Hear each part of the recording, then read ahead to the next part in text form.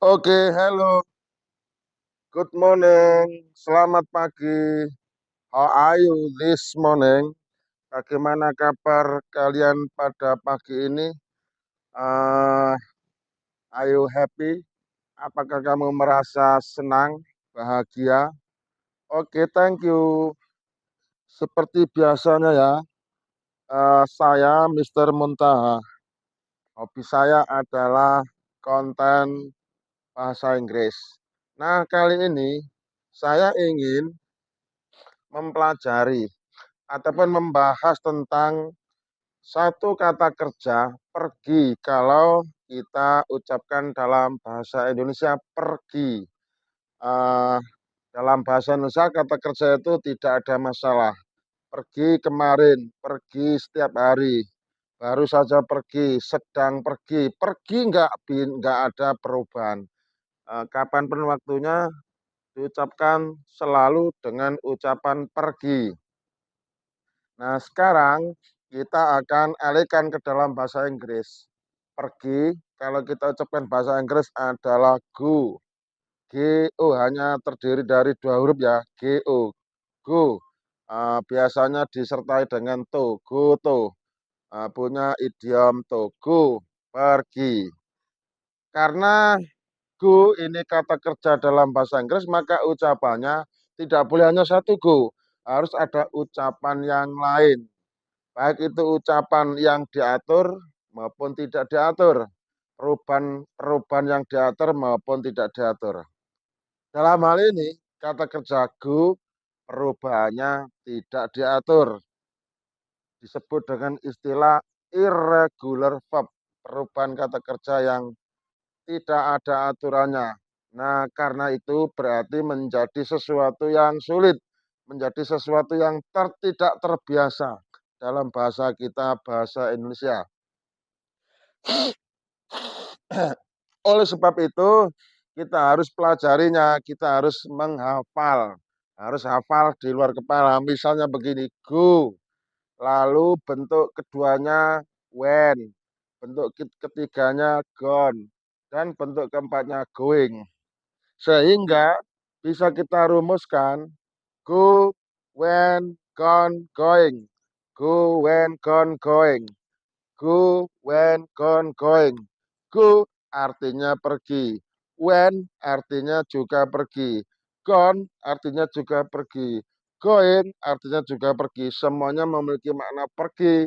Hanya berubah dari segi tulis dan pengucapannya. Go bisa berubah. When bisa berubah. Gone bisa berubah.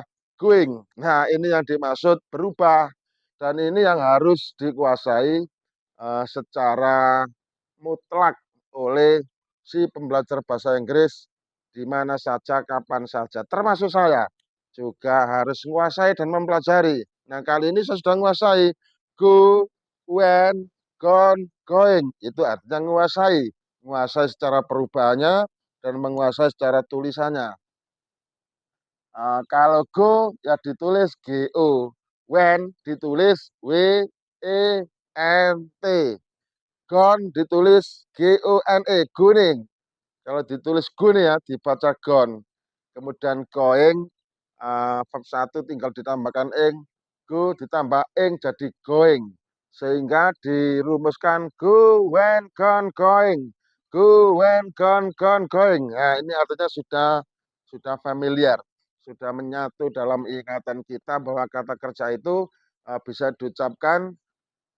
Kata kerja pergi itu bisa diucapkan, kata kerja pergi dalam bahasa Inggris bisa diucapkan go, when, gone, going.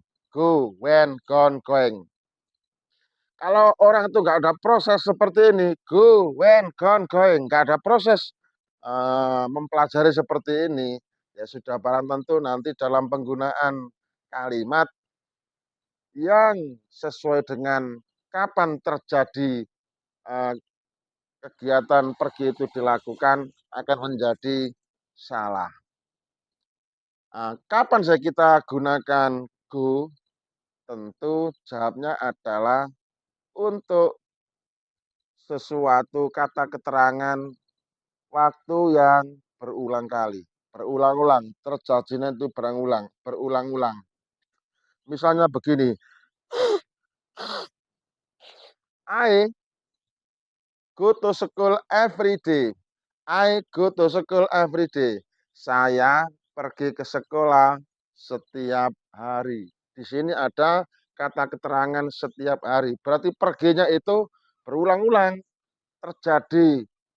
Peristiwa pergi ke sekolah itu waktunya berkali-kali, berulang-ulang. Nah, karena itu kata kerja yang digunakan wajib menggunakan verb satu, yaitu go. I go to school every day. Kalau subjeknya orang ketika tunggal, he goes to school every day. Nah, kalau nama orang, Mr. Muntaha goes to school every day. Pak Muntaha pergi ke sekolah setiap hari.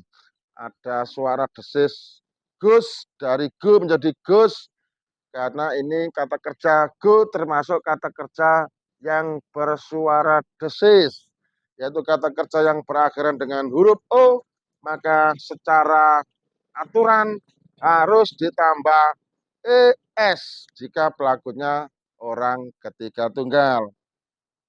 Lalu kemudian jika terjadinya itu kemarin saya pergi ke Surabaya misalnya. Kemarin saya pergi ke Surabaya.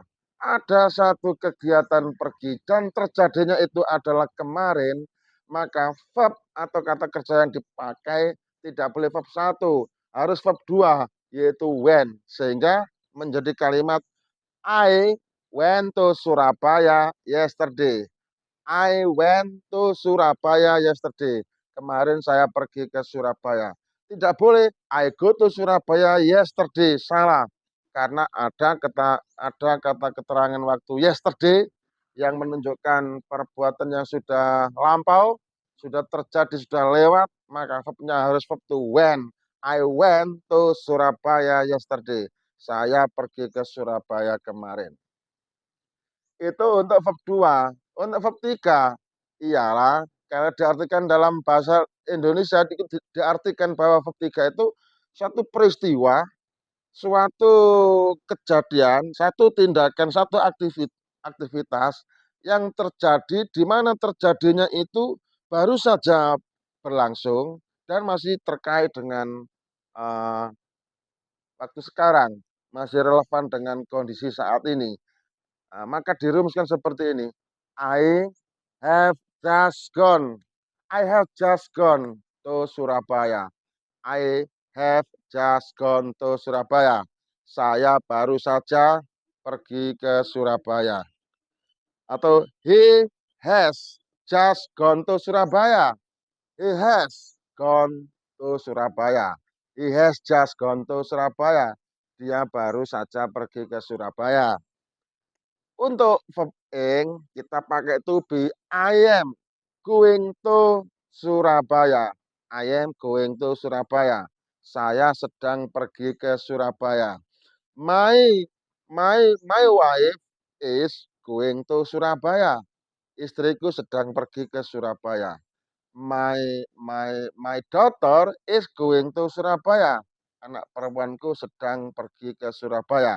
Nah, kalau pakai verb ing menggunakan to be is karena pelakunya orang ketiga tunggal. Kalau I berarti pakai to be am. I am. You are. We are. They are. He is. She is. It is. Mr. John is. Nah, seperti itu teorinya ya. Pakai to be am, kemudian are, kemudian is sesuai dengan pasangan subjeknya masing-masing, tidak boleh tertukar. Oke, sekali lagi kata kerja go itu bisa diikuti idiom to. I go to school every day. Saya pergi ke sekolah setiap hari. I went to school yesterday. Saya pergi ke sekolah kemarin. I have just gone to school. Saya baru saja pergi ke sekolah. I am going to school. Saya sedang pergi ke sekolah. Itulah penggunaan kata kerja dalam bahasa Inggris sesuai dengan waktu kapan terjadi suatu tindakan itu dilakukan, sehingga perubahannya adalah mengikuti kata keterangan waktunya. Kalau kata keterangan waktunya itu everyday, kita pakai yang verb satu go. Kalau yesterday, kita pakai yang verb 2 when. Kalau verb 3, kita pakai yang have atau has gone. Kalau yang verb ing, kita pakai to be. I am going, you are going, we are going, kemudian they are going, he is going, she is going, it is going, Mr. John going, dan seterusnya. Oke, mantap. Saya pikir itu penjelasan kata kerja go dalam bahasa Inggris. Yang penting untuk diingat dan dihafal adalah go berubah menjadi when, berubah lagi menjadi gone, berubah lagi menjadi going. Mantap. Saya pikir jelas. Saya sudah mendapat pengetahuan ini. Bagi yang lain yang cinta bahasa Inggris, semoga juga sama seperti saya memahami, mengetahui, menguasai, mendalami, mempelajari, dan berproses. Wassalam, sampai jumpa dan selamat belajar.